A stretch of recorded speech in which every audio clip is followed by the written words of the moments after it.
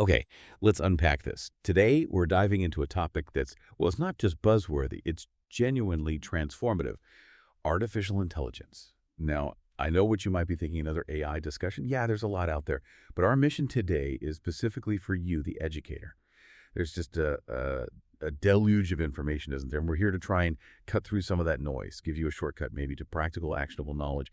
We want to move you from just, being curious about AI to confidently wielding sophisticated prompt engineering, really using it to supercharge your teaching and enhance student learning. Get ready because we're about to uncover some genuinely surprising insights and tools that could fundamentally change your classroom. Yeah, and what's truly fascinating here, I think, is that AI's incredible potential in education. It isn't some magical black box, right? Yeah. Its utility hinges entirely on the quality of our interaction with it, how we talk to it. It's not enough to simply have the tool. It's about knowing precisely how to craft your input, how to, well, talk to it effectively to get the best results. So this deep dive is really designed to empower you by exploring those practical strategies of AI prompt engineering. And yes, absolutely, the very real and important ethical considerations that, come along with these powerful tools. That's a crucial distinction. Yeah. Being an architect, not just a user. I like that. And speaking of impact, let's kick off by looking at how AI is already transforming education. We're well past the realm of sci-fi, aren't we?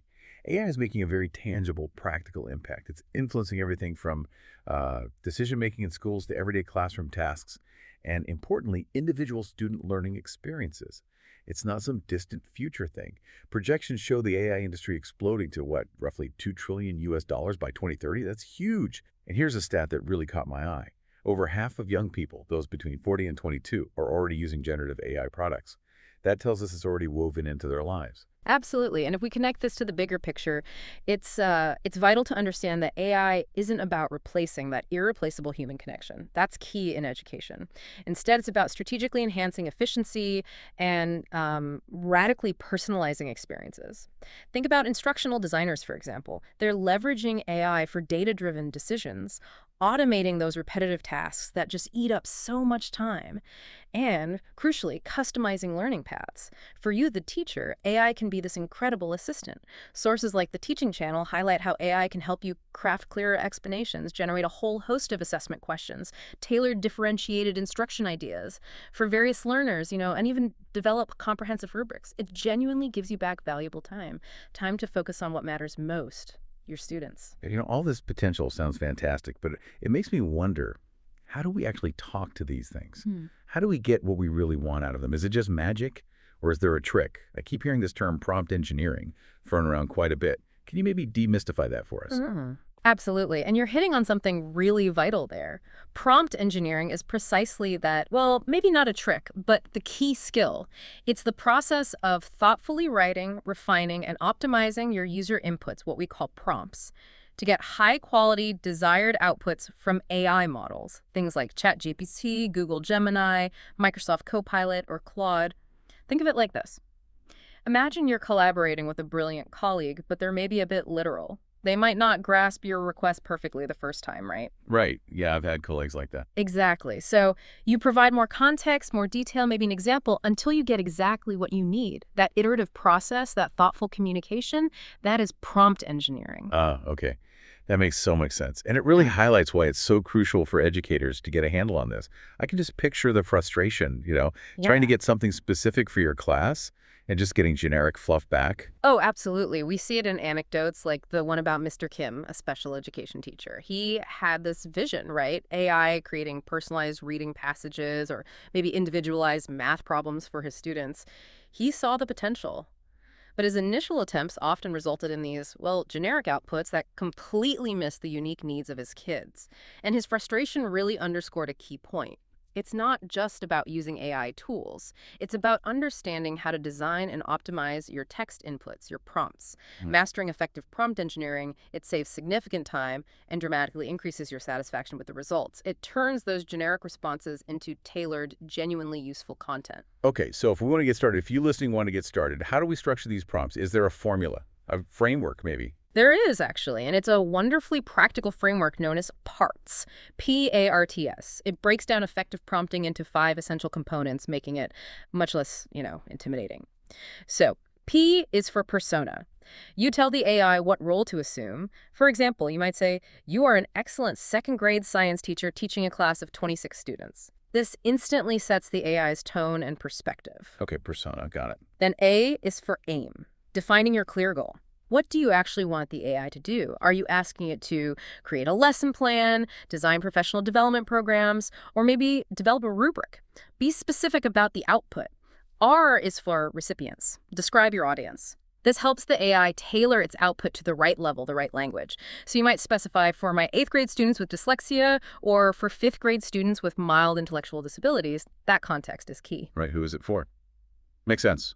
Exactly. Then T is for theme. This sets the style, the tone, or any restrictions. You could say, explain this concept in no more than 100 words, or be informative and enthusiastic, or even maintain a supportive, encouraging tone. And finally, S is for structure. Specify the desired output format. Do you want bullet points? A table? A quiz? Maybe even the mechanics of a game. Tell it how you want the information presented. PARTS. Persona, aim, recipients, theme, structure. That's incredibly helpful. It's like giving the AI a very clear job description, isn't it? So could you give us an example? How would all those parts come together in a real-world prompt for a teacher? Sure. And what's truly illuminating is seeing how these components converge to make AI feel like a genuinely understanding and helpful planning partner. Imagine prompting it like this. Design a 60-minute science lesson about photosynthesis. Okay, that's the aim and theme.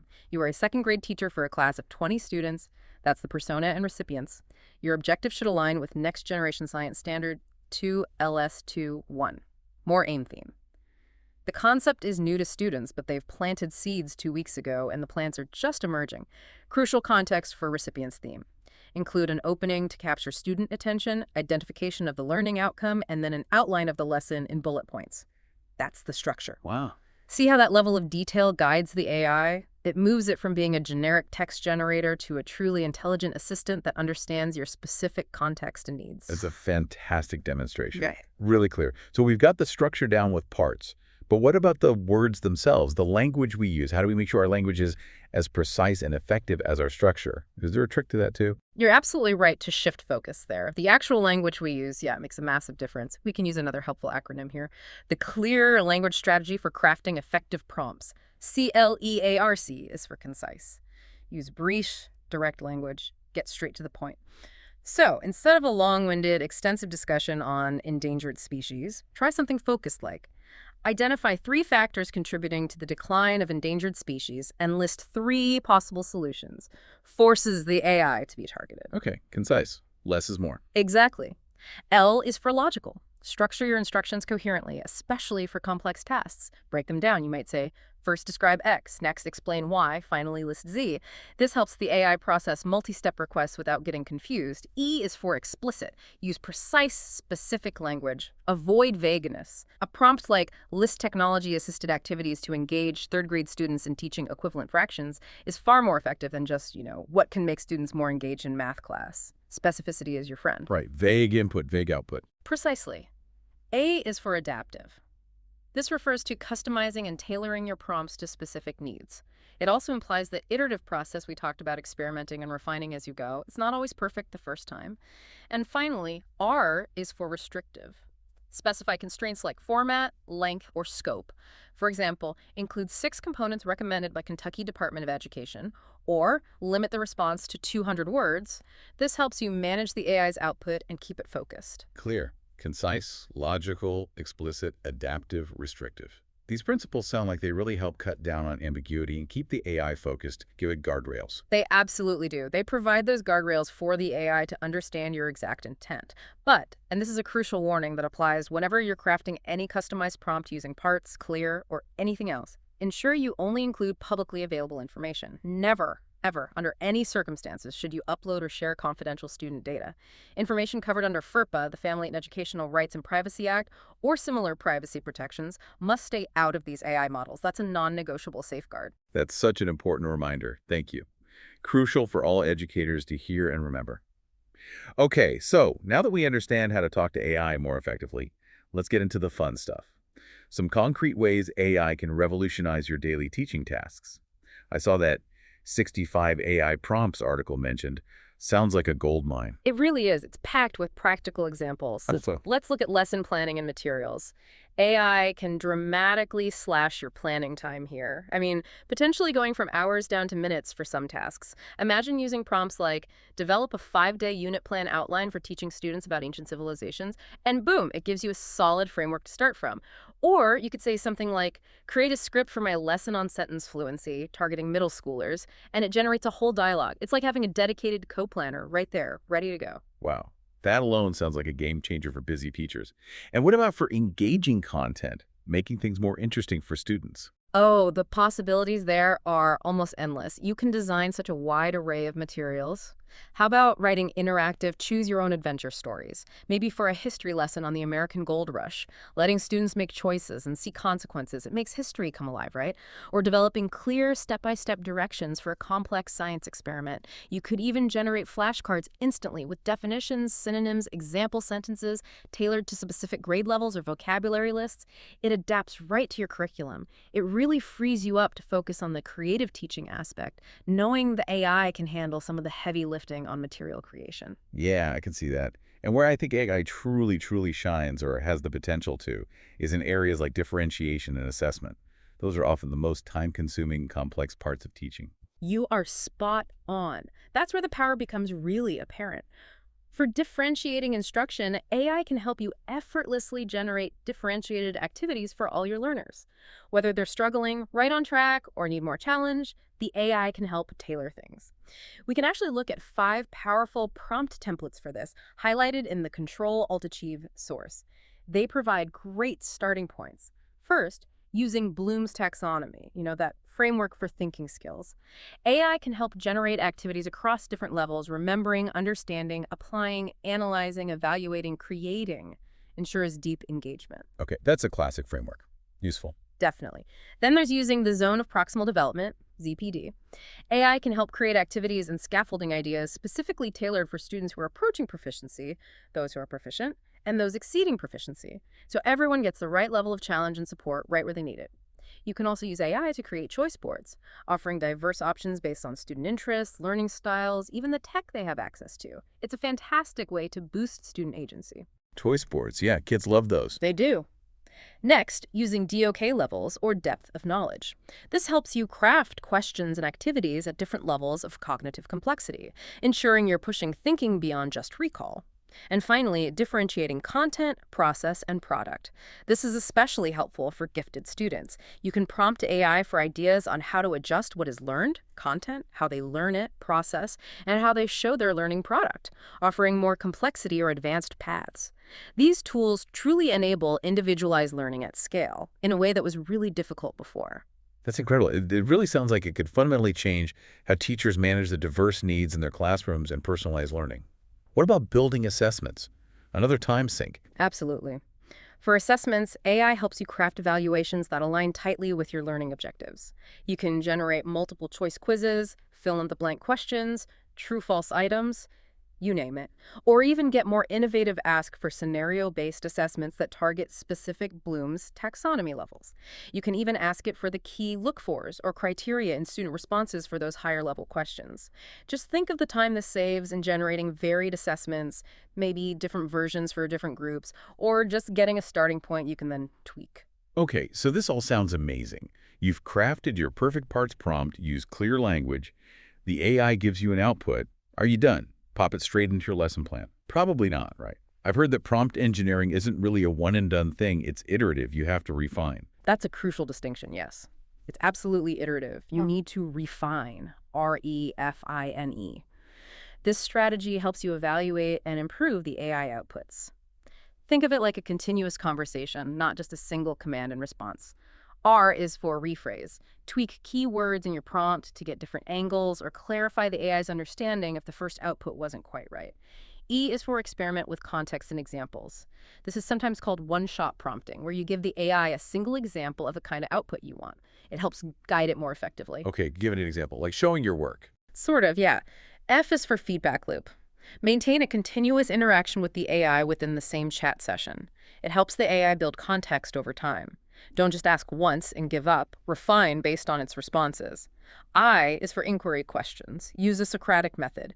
Ask the AI why it suggested something, or ask it to elaborate. This fosters critical thinking about the output and helps verify its reasoning. N is for navigate by iterations. Just keep refining your prompt, maybe combining elements of parts and clear, until you get exactly what you need. It might take a few tries. And finally, E is for evaluate and verify outputs. This final step is absolutely paramount. That last point, evaluate and verify outputs, feels like the anchor, the safety net. It really highlights a critical warning, doesn't it? Something we absolutely have to keep in mind. It does. It underscores a non-negotiable step for all AI users, especially in education. You absolutely must evaluate and verify outputs to check for what are sometimes called hallucinations. Right. These are instances where the AI basically makes stuff up. It generates incorrect or misleading information that isn't based in reality or its training data. It's a known issue because these models are designed to generate new, plausible-sounding text, not just retrieve facts like a search engine. And this raises that vital point. Human critical thinking skills are utterly essential. You need to ensure the output is accurate, useful, appropriate, and responsible before you ever use it with students. We must be mindful of the imperfections inherent in these emerging technologies. Remember that you, the educator, are the ultimate filter and the arbiter of truth in your classroom. So well put. The human remains central. Now, beyond the classroom tasks for students, AI can also be a powerful tool for elevating your own professional development, right? I know from personal experience, and I bet many listeners agree, traditional PD can sometimes be frustrating, often one-size-fits-all, squeezed into limited time, maybe a bit passive. But AI, as the Missing Prompt article highlights, seems like it could be a powerful tool to enhance, personalize, and streamline these experiences. How does that work? You've definitely hit on a significant pain point for many teachers there. And yes, AI truly can revolutionize teacher PD in several ways. Think about personalized learning pathways. AI platforms, maybe like Coursera or Udemy or specialized ed tech platforms, can suggest tailored courses, workshops, or readings based on your stated interests, your career goals, or even identified needs from, say, evaluation data. This ensures your valuable PD time is spent on genuinely relevant growth areas, not just generic content everyone gets. That sounds much more efficient. It is. And think about just-in-time learning and coaching. Need a quick refresher on a specific teaching strategy right before a lesson? An AI chatbot could provide concise guidance.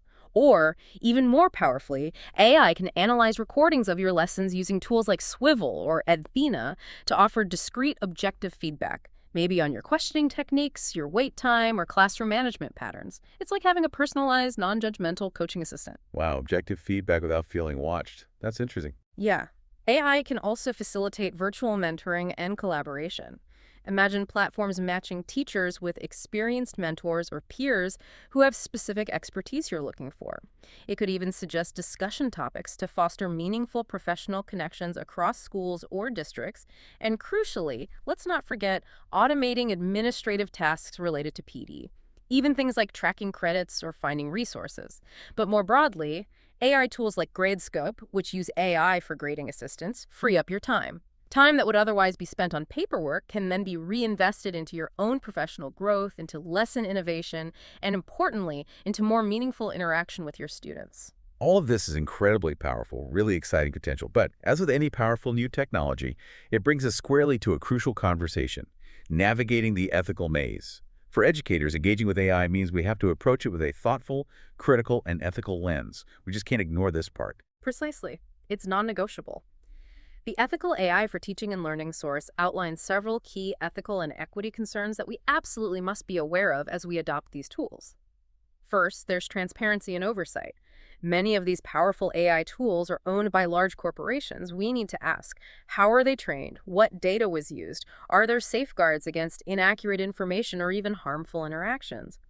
It's often not clear how the AI arrived at its answer that black box idea again. Right, understanding what's under the hood. Exactly. Then there's diversity, non-discrimination, and fairness. Algorithmic bias is a very real risk. AI can perpetuate existing inequities if its training data is limited or skewed, maybe trained primarily on English-only texts or US-centric perspectives, or reflecting historical biases present in the data. If the data isn't diverse and representative, the output won't be either. A huge potential pitfall. It is. Privacy and data governance is another massive one. We touched on this with FERPA. Many large language models store your conversations and potentially use them as training data for future versions. So, that critical warning again. Never, ever upload or share personally identifiable student information or any sensitive data covered under FERPA or similar regulations into these tools. Protect your students' privacy and your own. We also need to think about digital equity. AI could inadvertently widen existing educational gaps. If access to the best tools or the training to use them effectively isn't equitable, some students and schools could be left further behind. We need to manage that carefully, ensuring everyone benefits, not just some. Yes. And finally, perhaps the most fundamental, balancing technology and human interaction. AI should always be seen as a tool to enhance, not replace, the fundamental teacher-student relationships that are the heart of education.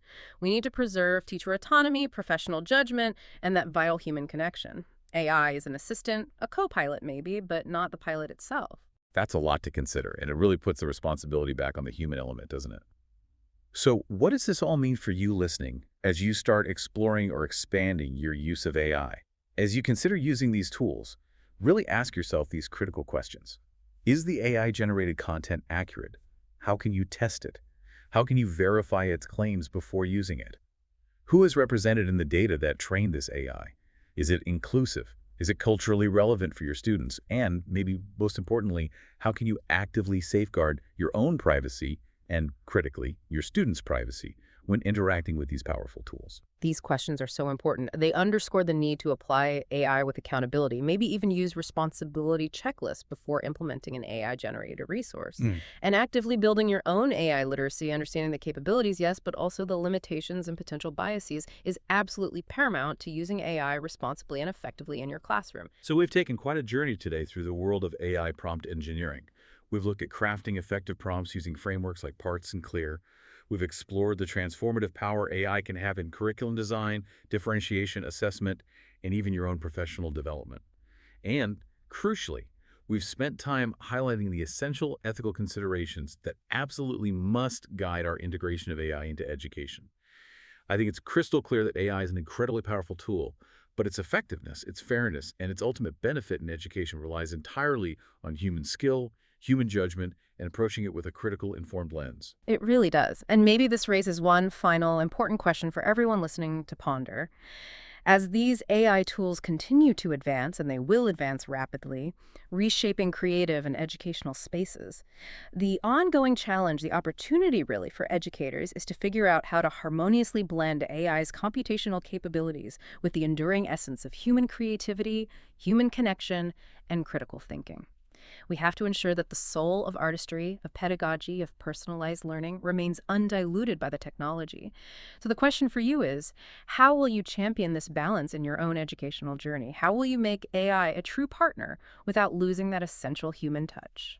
A truly powerful thought to consider as we wrap up. Thank you so much for joining us on this deep dive. We really hope you feel incredibly well-informed now and perhaps inspired and ready to start exploring these topics, these tools, and these crucial questions in your own teaching practice. Until next time.